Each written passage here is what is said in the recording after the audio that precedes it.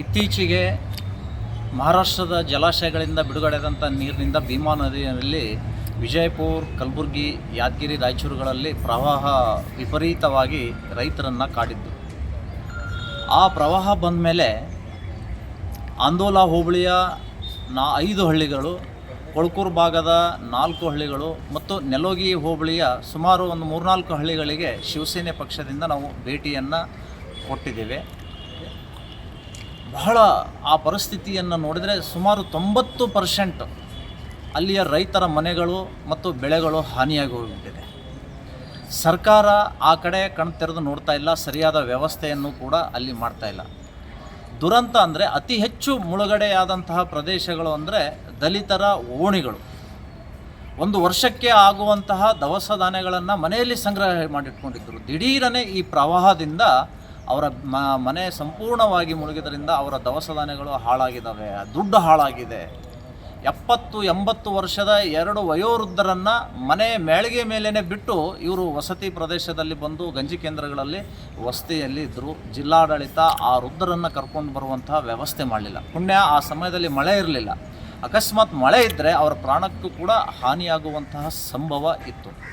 ಈಗೇನೋ ಪ್ರವಾಹ ಇಳಿತಾ ಇದೆ. ನೆಲೋಗಿ ಭಾಗದ ಗುಡೂರು, ಮಯೂರ್ ಮತ್ತು ಬಿಲ್ಲಾಡ್ ಗ್ರಾಮಕ್ಕೆ ಭೇಟಿ ಕೊಟ್ಟಾಗ ಅಲ್ಲಿ ರೈತರ ಗೋಳು ಏನು ಅಂದರೆ ಕೇವಲ ಬಳ್ಳುಂಡಿಗೆ ಅಲ್ಲಿವರೆಗೂ ಮಾತ್ರ ಇವರು ಸರ್ವೆ ಮಾಡ್ತಾರೆ. ನಮ್ಮ ಗ್ರಾಮಗಳಲ್ಲಿ ಸರ್ವೆ ಮಾಡೋದಿಲ್ಲ. ನಾವು ಸುಮಾರು 2-3 ಬಾರಿ ಪ್ರವಾಹ ಬಂದರೂ ಕೂಡ ಆ ಪರಿಹಾರದಿಂದ ವಂಚಿತರಾಗಿದ್ದೀವಿ ಅಂತ ಗೋಳು ತಿಳ್ಕೊಂಡಿದ್ದಾರೆ.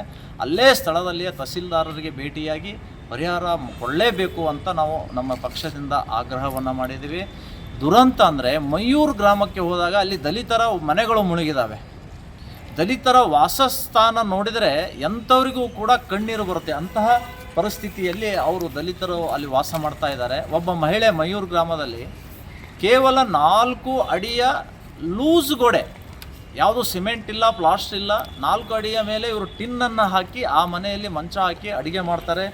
ಮತ್ತು ಇನ್ನೊಂದು ಮನೆಯಲ್ಲಿ ಈ ರೀತಿಯಾದಂತಹ ಅಡುಗೆ ಮನೆ. ಇಂತಹ ಪರಿಸ್ಥಿತಿಯಲ್ಲಿ, ಕರುಣಾಜನಕ ಸ್ಥಿತಿಯಲ್ಲಿ ಅವರು ಬದುಕ್ತಾ ಇದ್ದಾರೆ. ಪ್ರವಾಹ ಪೀಡಿತ ಒಂದೇ ಅಲ್ಲ, ಈ ಹಿಂದಿನ ಸುಮಾರು ವರ್ಷಗಳಿಂದ ಇವರು ಇಲ್ಲಿ ಬದುಕು ಮಾಡ್ತಾ ಇದ್ದಾರೆ. ಮುಸ್ಲಿಮರ ಮನೆಗೆ ಹೋಗಿದ್ವಿ. ಎಡ್ರಾಮಿಯಲ್ಲಿ ಒಂದು ಮಗು ಗೋಡೆ ಬಿದ್ದು ಸತ್ತೋಗಿತ್ತು. ಅವ್ರ ತಂದೆ ಐಸ್ ಕ್ರೀಮ್ ಮಾರ್ತಾನೆ, ತಾಯಿ ಕೂಲಿ ಮಾಡ್ತಾಳೆ. ಇಲ್ಲಿವರೆಗೂ ಸೋರುವ ಮನೆಯಲ್ಲಿದ್ದಾರೆ. ಒಂದು ಕೋಣೆ ಬಿದ್ದೋಗ್ಬಿಟ್ಟಿದೆ, ಇನ್ನೊಂದು ಮನೆ ಇದೆ, ಮೇಲೆ ಟಿನ್ ಇದೆ. ಟಿನ್ನಿಂದ ನಿರಂತರ ನೀರು ಹರಿತಾ ಇತ್ತು. ಅಂತಹ ದುಸ್ಥಿತಿಯಲ್ಲಿ ಅವ್ರು ಜೀವನ ಮಾಡ್ತಾ ಇದ್ದಾರೆ. ಕಾಂಗ್ರೆಸ್ನವರಾಗಲಿ ಮತ್ತು ಜಿಲ್ಲಾಡಳಿತ ಆಗಲಿ ಇವ್ರ ಬಗ್ಗೆ ಗಮನನೇ ಹರಿಸಿಲ್ಲ. ಮತ್ತು ಮಾತೆತ್ತರೆ ನಾವು ದಲಿತರ ಅಭಿವೃದ್ಧಿ ಮಾಡ್ತೀವಿ, ದಲಿತರ ಕಲ್ಯಾಣ ಮಾಡ್ತೀವಿ, ಅಲ್ಪಸಂಖ್ಯಾತರ ಪರವಾಗಿದ್ದೀವಿ ಅಂತ ಹೇಳ್ತಾರೆ. ಇವ್ರ ಮನೆ ನೋಡ್ಕೊಂಡು ಬನ್ನಿ ನೀವು. ಎಂತಹ ಪರಿಸ್ಥಿತಿಯಲ್ಲಿ ಅವರು ಜೀವನ ಮಾಡ್ತಾ ಇದ್ದಾರೆ ಅನ್ನುವಂಥದ್ದು ನಿಮಗೆ ಅರ್ಥ ಆಗುತ್ತೆ. ಮಲ್ಲಾ ಕೆ, ಮಲ್ಲಾ ಬಿ ಎಲ್ಲ ದಲಿತರು, ಹಿಂದುಳಿದವರು ಮನೆಗಳೇ ಅತಿ ಹೆಚ್ಚು ಮುಳುಗಿ ಹೋಗೋದ್ರಿಂದ ಸರ್ಕಾರ ಇದರ ಬಗ್ಗೆ ಗಮನ ಹರಿಸಬೇಕು ಮತ್ತು ಶಾಶ್ವತ ಪರಿಹಾರವನ್ನು ಕಲ್ಪಿಸಬೇಕು. ಆ ಎಲ್ಲ ಮನೆಗಳನ್ನು ಶಿಫ್ಟ್ ಮಾಡಬೇಕು ಅನ್ನುವಂತಹ ಬೇಡಿಕೆ ಇವತ್ತು ಅಲ್ಲಿಯ ಜನರನ್ನ ಒಕ್ಕೋರಲಿನ ಅಭಿಪ್ರಾಯ ಇದೆ. ಹೀಗಾಗಿ ಆ ನಿಟ್ಟಿನಲ್ಲಿ ಇವರು ಕೆಲಸ ಮಾಡಬೇಕು ಅನ್ನುವಂಥದ್ದು ನಮ್ಮ ಶಿವಸೇನೆ ಪಕ್ಷದ ಆಗ್ರಹ ಇದೆ. ಇವತ್ತು ಪ್ರವಾಹ ಇಳಿದಿದೆ, ಕ್ರಿಮಿ ಕೀಟಗಳ ಬಾಧೆ ಆ ಮನೆಗಳಿಗೆ ತಾಗ್ತಾ ಇದೆ. ಸಾಂಕ್ರಾಮಿಕ ರೋಗ ಹಬ್ಬುವಂತಹ ಭೀತಿ ಇದೆ.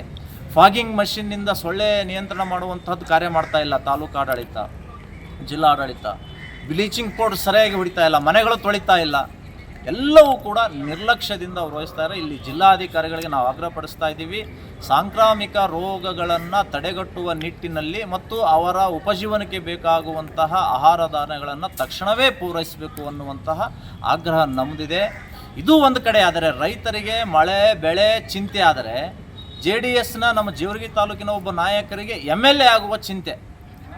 ಪಾಪ ಕಷ್ಟದಲ್ಲಿ ಇದ್ದವ್ರು ಎದುರುಗಡೆ ಒಂದು 4 ಮಾತುಗಳು ಆಡಿ ಧೈರ್ಯ ತುಂಬೋದನ್ನು ಬಿಟ್ಟು ನೀವು ನನಗೆ MLA ಮಾಡಿ, ನಾನು ಕೆಲಸ ಮಾಡ್ತೀನಿ ಅಂತ ಈ ಸಂದರ್ಭದಲ್ಲಿ ಹೇಳುವಂಥದ್ದು ಸೂಕ್ತ ಅಲ್ಲ. ಅವರಿಗೆ ಆ ಚಿಂತೆ ಆದರೆ ಇವರಿಗೆ MLA ಆಗುವ ಚಿಂತೆ, ಲೂಟಿ ಮಾಡುವ ಚಿಂತೆ ಇದೆ. ಇದು ಯಾವ ಕಾರಣಕ್ಕೂ ಕೂಡ ಶಿವಸೇನೆ ಪಕ್ಷ ಸಹಿಸೋದಿಲ್ಲ. ಇದು ಅತ್ಯಂತ ಖಂಡನೀಯವಾಗಿರುವಂಥದ್ದಿದೆ. ಇಲ್ಲಿಯ ಟ್ವಿಟ್ಟರ್ ಮಿನಿಸ್ಟರ್ ಹೇಳ್ತಾರೆ, ಅಂತಾರಾಷ್ಟ್ರೀಯ ಮಟ್ಟದ ಏರ್ಪೋರ್ಟ್ ಮಾದರಿಯಲ್ಲಿ ನಾವು ಹೈದರಾಬಾದ್ ಕರ್ನಾಟಕದಲ್ಲಿ ಶೌಚಾಲಯ ನಿರ್ಮಾಣ ಮಾಡ್ತೀವಿ ಅಂತ ಹೇಳಿ ಟ್ವೀಟ್ ಮಾಡಿದ್ದಾರೆ. ಮಾನ್ಯ ಸಚಿವರೇ, ನೀವು ಅಂತಾರಾಷ್ಟ್ರೀಯ ಮಟ್ಟದ ಶೌಚಾಲಯ ಮಾಡೋ ಅವಶ್ಯಕತೆ ಇಲ್ಲ. ಗ್ರಾಮ ಪಂಚಾಯತಿಯಲ್ಲಿ 15,000ಗೆ ಒಂದು ಮನೆಗೆ ಒಂದು ಶೌಚಾಲಯ ಕೊಡ್ತಾರೆ, ಅದನ್ನು ಮಾಡಿಸಿ. ಮೊದಲು ಈ ದಲಿತರ ಮನೆಗಳನ್ನು ಕಟ್ಟಿಸಿಕೊಡ್ರೆ. ನೇದಲಗಿ ಗ್ರಾಮ ಪಂಚಾಯತಿ ವ್ಯಾಪ್ತಿಯಲ್ಲಿ ಈ ಮನೆ ಬರುತ್ತೆ. ಅಲ್ಲಿ ಪರಿಸ್ಥಿತಿ ನೋಡಿ, ನಿಮ್ಮ ದಲಿತ ಸಮಾಜದ ಅವರ ಪರಿಸ್ಥಿತಿ ದುಸ್ಥಿತಿ ನೋಡಿ. ನೀವು ಎ ಸಿ ರೂಮು, ಹೈಟೆಕ್ ಬೆಡ್ರೂಮ್ನಲ್ಲಿ ನೀವು ವಾಸ ಮಾಡ್ತೀರಿ. ನಿಮಗೆ ಮತ ನೀಡಿದಂತಹ ಇವರ ಬಗ್ಗೆ ನೀವು ಅಜಯ್ ಸಿಂಗ್ ಅವರು ಕಾಳಜಿ ಮಾಡ್ತಾ ಇಲ್ಲ. ಇಬ್ಬರು ನೀವು ಬಂದ್ರಿ, ಆಯಾರಾಮ್ ಗಯಾರಾಮ್ ಮುಖ್ಯಮಂತ್ರಿಗಳ ಜೊತೆ ಬಂದ್ರಿ, ಹೋಗಿಬಿಟ್ರಿ. ಆದರೆ ಇವ್ರ ಪರಿಸ್ಥಿತಿ ನೋಡೋರು ಯಾರು? ಈ ಕಡೆ ನೀವು ಗಮನ ಹರಿಸಬೇಕು. ಬರೀ ಟ್ವೀಟು ಫೇಸ್ಬುಕ್ನಲ್ಲಿ ಹೇಳಿಕೆ ಕೊಟ್ಟರೆ ಸಾಲೋದಿಲ್ಲ, ಅಭಿವೃದ್ಧಿ ಆಗೋದಿಲ್ಲ. ತಕ್ಷಣವೇ ಅಜಯ್ ಸಿಂಗ್ ಅವರು ನಿಮಗೇನಾದರೂ ಮಾನ ಮರ್ಯಾದೆ, ಆ ಜನರ ಬಗ್ಗೆ ಕಾಳಜಿ ಇದ್ದರೆ, 15 ವರ್ಷ ಆಯ್ತು ನಿಮಗೆ ಗೆಲ್ಲಿಸ್ತಾ ಇದ್ದಾರೆ, ನಾಚಿಕೆ ಆಗಬೇಕು. ನಿಮ್ಮ 15 ವರ್ಷ ನಿಮ್ಮ ಕ್ಷೇತ್ರದಲ್ಲಿ ಇಂಥ ಮನೆಯಲ್ಲಿ ದಲಿತರು ವಾಸ ಮಾಡ್ತಾರೆ ಅಂದರೆ ನಿಮಗೆ ನಾಚಿಕೆ ಆಗಬೇಕು, ನಿಮಗೆ ಅವಮಾನ ಇದು. ನಿಮ್ಮ ತಂದೆಯವರು ಮುಖ್ಯಮಂತ್ರಿ ಆದರು, 35 ವರ್ಷ ಜೇವರಿಗೆ ಆಳ್ವಿಕೆ ಮಾಡಿದರು, ಅರ್ಧ ಶತಮಾನ ನಿಮ್ಮ ಕುಟುಂಬ ಆಳ್ವಿಕೆ ಮಾಡ್ತಾ ಇದೆ. ಈ ಮನೆಯಲ್ಲಿ ನೀವು ವಾಸ ಮಾಡಲಿಕ್ಕೆ ಈ ಜನರಿಗೆ ಅವಕಾಶ ಮಾಡಿಕೊಡ್ತೀರಾ?